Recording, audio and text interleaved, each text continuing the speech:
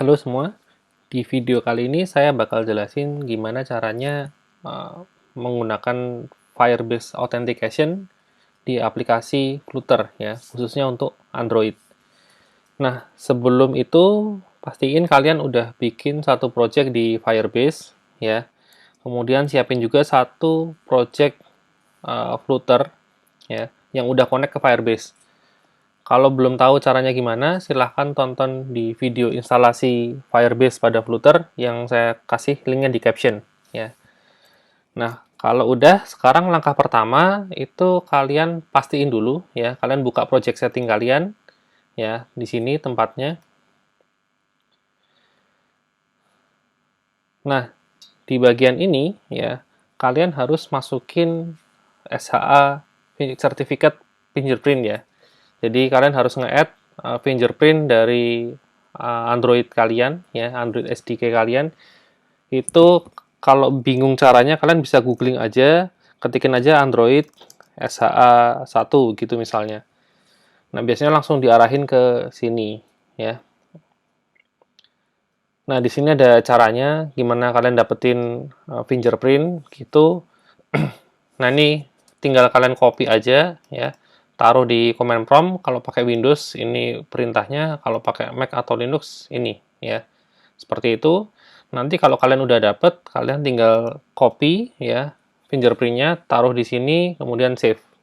Seperti itu ya. Oke. Langkah berikutnya kita harus ngaktifin fitur Firebase yang mau kita pakai. Nah, sekarang kan kita mau pakai fitur Firebase Authentication ya.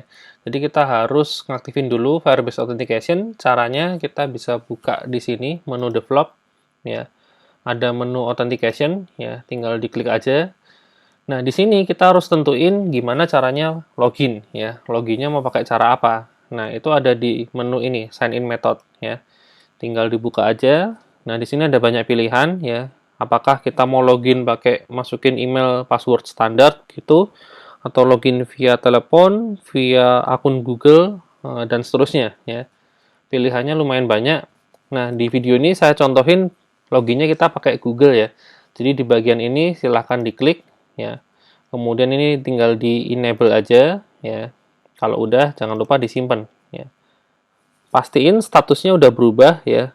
Tadinya disable sekarang jadi enable ya. Nah, sampai sini stepnya cukup ya untuk setting Firebase-nya. Nah, sekarang kita balik ke source code-nya ya. Kita balik ke source code-nya di sini ya. Nah, di sini langkah pertama yang harus kita lakukan adalah kita update dulu di file ini, pubspec YAML-nya ini ya, silahkan dibuka ya di bagian dependencies ya di sini. Nah, di sini kan kalau kalian udah install Firebase-nya ya di video saya sebelumnya itu kan saya udah nambahin ini ya Firebase Core ya. Itu library core-nya Firebase ya. Kemudian kita harus tambahin lagi library-nya sesuai dengan fitur Firebase yang mau kita pakai ya. Di sini kasusnya kan kita mau pakai Firebase Authentication ya. Nah, kalau Firebase Authentication itu caranya mengimport seperti ini ya, Firebase out gitu. Kemudian versinya saya kasih 014.0.5 ya. Kemudian karena tadi kita loginnya pakai akun Google ya, maka kita perlu import juga library punyanya Google ya, yaitu Google Sign In ya. Google Sign In ini terus 442 ya. Nah, bagi yang belum tahu ini tanda anak panah atas ini maksudnya apa? Nah, tanda anak panah atas ini maksudnya adalah ini kalau ada versi yang terbaru, dia bakal pakai yang lebih baru ya. Tapi minimal adalah sesuai dengan versi yang kita tulis di sini, seperti itu ya. Tapi ini hanya berlaku untuk package punyanya pub ya. Seperti itu. Jadi pub itu kan package manager miliknya Dart ya. Seperti itu. Oke. Ini kalau udah kita update ya, klik aja di sini pubget ya. Ya buat memperbarui library yang barusan kita tambahin ya. Jadi dia download library-library-nya di sini ya, supaya nanti bisa diimport di source code-nya.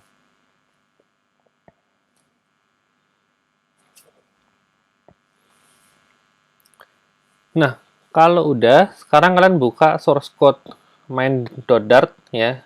Di sini akan ada isinya bawaan dari kalau kita bikin project Flutter baru ya, seperti ini. Nah, kita hapus aja mulai dari kelas my homepage sampai selesai ya. Saya hapus semuanya. Oke, di sini juga yang bagian ada komennya ini juga saya hapus ya, biar nggak menu-menuin. Ya, ini saya hapus ya, biar code-nya lebih gampang dibaca ya. Oke, nah di bagian home ini saya ganti ya, nama kelasnya saya kasih nama login page aja seperti ini ya. Nah, berikutnya kita bikin kelas login page ya, yang extend ke stateful widget ya, karena nanti isinya kan bisa berubah ya. Jadi kalau kita bikin tombol login gitu, setelah login ada hasilnya ya. Nah, kemudian karena stateful widget berarti dia wajib mengoverride metode namanya createState ya, seperti ini. Nah, ini kita hapus aja, kita pakai ini ya, dia langsung balikin yang namanya login page state ya. Nah, nanti kita bikin ya kelasnya di bawah sini ya. Kelas login page state ya, yang dimana dia extend ke state ya untuk halaman login page. Nah, seperti ini. Oke, seperti itu. Nah, di sini login page stage itu dia harus mengoverride metode namanya build ya. Metode build ya, ini. Dimana nanti kita mendefinisikan tampilannya mau seperti apa. Nah, itu di sini ya. Oke, sekarang kita bikin dulu tampilannya standar ya. Kita pakai yang namanya scaffold gitu ya. Kemudian dikasih bar ya. Title ya, isinya kita kasih tulisan login gitu aja ya, untuk menandakan bahwa ini halaman login ya. Oke, berikutnya kita tambahin untuk bodinya itu kita kasih widget namanya center ya, supaya kontennya di tengah. Kemudian di dalam center kita kasih widget kolom ya, yang dimana axisnya itu saya set center juga, jadi benar-benar pas di tengah kontennya ya. Kemudian untuk children-nya itu saya bikin ada dua ya, yang pertama tombol, yang kedua teks. Jadi tombolnya kalau dipencet itu nanti dia bakal panggil library Google Sign In ya, buat sign in gitu. Nah, kalau udah nanti hasil kembaliannya itu kita taruh di teksnya ya. Jadi nanti keluar namanya siapa, emailnya apa gitu. Nah, untuk tombolnya saya pakai raise button ya. Kemudian isinya teksnya itu login Google misalnya. Seperti itu. Kemudian untuk metode onPress-nya itu saya kasih di sini do login, tapi belum kita bikin metodenya ya. Jadi masih merah begitu. Kemudian untuk teksnya itu saya kasih. Nah, di sini untuk teksnya kita harus pakai variabel ya, karena kan waktu dibuka pertama kali kita tampilinnya kosong ya. Kemudian di tengah-tengah kalau dia udah login dia bakal nampilin nama sama emailnya. Oke, berarti kita pakai variabel namanya info ya. Di sini kita bikin juga ya string info begitu. Ya, seperti ini. Nah, kemudian biar tulisannya nanti agak gede dikit ya. Jadi saya gedein ukuran fontnya ya. Font size. Misalnya saya kasih 20 gitu. Ya. Nah, seperti ini. Nah, langkah berikutnya kita tinggal implementasiin ya untuk fungsi login melalui Google ya, pakai Firebase gitu. Nah, pertama-tama kita harus import dulu ya library-nya. Jadi pertama kita import dulu untuk yang Firebase ya. Nah, seperti ini ya. Ini yang Firebase-nya. Kemudian kita harus import juga untuk Google-nya ya. Google Sign In. Nah, yang ini. Seperti ini. Jadi ada dua yang harus kita import ya. Kemudian berikutnya kita harus implementasiin fungsi ini ya. Do login ya. Kita bikin aja di sini fungsi do login ya, void do login ya, seperti ini. Nah, di dalamnya ini kita akan manggil fungsi untuk login Firebase ya. Jadi login Firebase pakai Google. Nah, cuman kan di sini masalahnya dia kan modelnya harus asinkronus ya. Jadi kita harus bikin fungsi sendiri yang dia ngembalikin objek yang tipenya future ya. Jadi future itu nanti kembaliannya tipenya Firebase user ya. Nah, di sini kita kasih yang namanya Google Sign In ya. Nama metodenya kita kasih Google Sign In. Kemudian jangan lupa dikasih tag asynchronous karena di dalamnya kita harus pakai yang namanya await ya. Jadi dia harus nunggu sampai baris programnya benar-benar kelar baru lanjutin di baris berikutnya. Oke, berikutnya di dalamnya kita bikin ya satu objek tipenya Google Sign In Account ya, seperti ini. Kemudian kita kasih nama disingkat aja ya GSIA begitu, Google Sign In Account ya. Sama dengan di sini kita harus tambahin await ya. Nah, di sini kita harus bikin ya, Google Sign In begitu. Kemudian titik sign in ya. Nah, seperti ini. Gitu. Jadi dia akan melakukan apa namanya login via Google ya. Kemudian harus ditungguin ya, pakai await.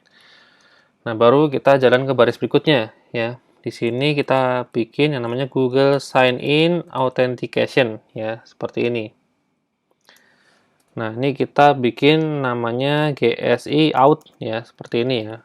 Kalau disingkat soalnya sama dengan yang di atas, GSIA nanti jadi ketimpa ya. Nggak bisa kan? Jadi kita kasih nama GSI out ya. Nah, di sini kita harus tambahin await juga ya. Pakai dari ini variabel GSIA ya, GSIA titik authentication ya. Seperti itu. Nah, dua baris ini fungsinya adalah untuk melakukan login via Google ya. Jadi dia akan manggil dialog gitu yang isinya akun Google yang udah kita punya atau kalau belum pernah sama sekali nanti kita suruh masukin email dan passwordnya ya. Nah, berikutnya kalau seandainya ini proses loginnya berhasil, kita akan dapat yang namanya token. Nah, token itu akan kita pakai di sini ya di variabel yang tipenya out credential ya. Kita bikin namanya credential. Kemudian di sini diinstansiasi pakai Google Out Provider Get Credential ya. Nah, di sini ada dua data yang akan kita dapat kalau loginnya berhasil ya. Yang pertama ID token, yang kedua akses token ya. Nah, ID token itu bisa diambil dari sini ya, GSI out.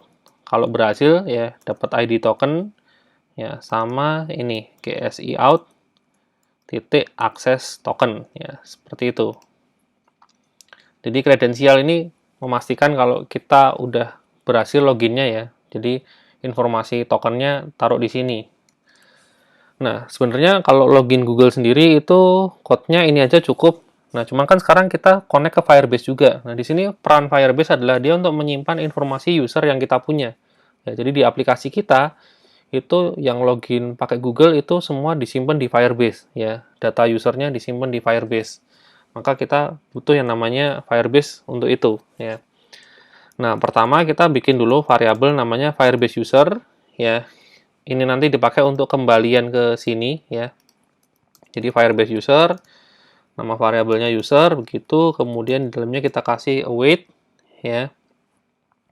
Lalu berikutnya kita bikin ya namanya Firebase out ya titik instance ya. Kemudian di sini ada metode namanya sign in with credential ya, sign in with credential. Kredensialnya ini masukin ke sini ya, seperti itu. Nah, kalau udah itu di sini kita bakal bisa dapat variabel user ya, atribut usernya itu dibalikin ke sini sebagai Firebase user. Nah, kemudian kita return ya sebagai kembalian dari fungsi Google Sign In. Seperti itu. Oke, ini fungsi Google Sign In udah selesai. Nah, berikutnya cara manggilnya seperti apa? Nah, karena di sini tipenya itu future, ya, artinya dia akan dijalankan secara asinkronus, ya. Jadi dia dijalankan di thread yang terpisah dan kita nggak tahu kelarnya kapan. Nah, jadi kita nggak bisa cuman manggil dengan cara seperti ini, ya. Di sini kita harus tambahin yang namanya callback ya. Jadi seandainya sewaktu-waktu fungsinya udah selesai, nah itu mau ngapain? Nah, di dalam callback-nya sendiri kita tambahin di sini kan kembaliannya di sini Firebase user. Ya, berarti di sini juga sama ya. Kita bikin Firebase user ya. Kita kasih nama user seperti ini ya. Gini. Nah, kemudian di dalamnya kita mau ngapain? Nah, tadi kan kalau loginnya berhasil itu kan kita bakal taruh infonya itu di sini ya. Di string info ya. Jadi namanya siapa, emailnya apa gitu ya. Nah, karena ini stateful widget, maka kita harus ngupdate dengan cara ini pakai set state. Kemudian di dalam info itu kita taruh ini ya namanya. Jadi namanya itu user titik display name. Kemudian untuk emailnya kita kasih tanda kurung aja ya seperti ini $ kurung kurawal user titik email. Nah, seperti itu. Oke. Nah, supaya lebih afdol itu kan ini kan kasusnya kalau berhasil ya. Nah, sementara bisa aja prosesnya gagal. Nah, kalau gagal itu kita berarti tambahin di sini ya. Namanya catch error ya. Seandainya terjadi error, kita mau ngapain ya. Oke. Kita kasih di sini semacam exception begitu kita print exception-nya ya. .toString seperti ini. Ya. Oke, selesai. Nah, sekarang mungkin bisa dicoba ya. Silahkan konekin device kalian, kemudian di-run gitu. Ya. Nah, jadi ini hasilnya di tempat saya. Ya, ini tampilannya. Ini tadi ada app bar-nya, login. Ya, begitu. Kemudian ini tombolnya tadi, rest button. Isinya login Google. Nah, kemudian di sini ada teks ya. Cuman kan karena masih baru pertama dibuka, jadi masih kosong. Ya, sekarang kita coba untuk loginnya dulu, kita tekan tombolnya. Nah, di sini dia akan menampilkan akun Google yang kita punya. Ya, kita pilih salah satu. Nah, kalau sudah, nah dia akan keluar di sini. Ya, ini namanya, kemudian ini alamat emailnya. Nah, artinya ini sudah berhasil. Nah, nanti waktu implementasi itu tinggal kalian tambahin aja di sini. Jadi ketika ini ID token sama akses token ini udah dapat, kemudian dikirim ke sini ke Firebase user dan usernya ini dapat ya, artinya nggak null gitu. Nah, artinya loginnya berhasil. Jadi bisa dilempar ke halaman berikutnya. Jadi kalau berhasil mau ngapain ya, seperti itu.